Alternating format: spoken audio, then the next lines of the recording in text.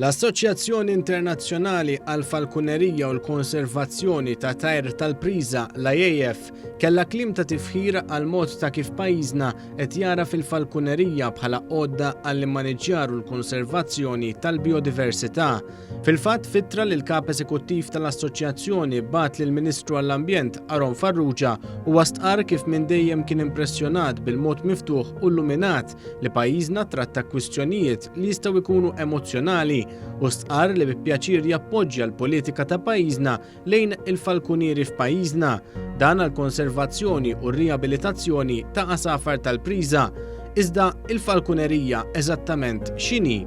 One News tkellem mal-President tal-Klab għall-Falkunerija Maltin, Lukas Mikallef, li spjegalna aħjar x'inhi din il-prattika li tmur lura madwar 4000 sena. Falkunerija hija meta tuża tajra tal-Priża u fl-istat naturali tagħha hi tagħmel użu sostenibbli mir-riżorsi naturali li ssib. Mikallef spjega kif l-ewwel leġiżlazzjoni dwar il-Falkunerija f'Malta infassla fl-2016 hija l-aqwa waħda fl-Ewropa.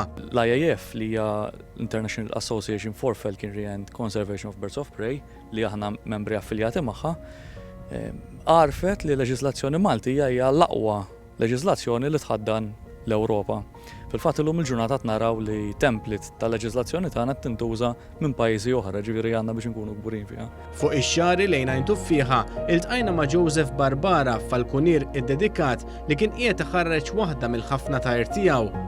Mela hija ġier sejker, jisimha Spicy u għandha jisu sena u 4 xhur b'mod ieħor. Hawnhekk segwejna parti mit-taħriġ tagħha fejn it-tajra tal-Priża bl-isem ta' Spicy tħallit ittir b'mod liberu u kkaċċjat ikel li kellha mdendel ma' drone apposta fuq li ta' madwar 30 metru.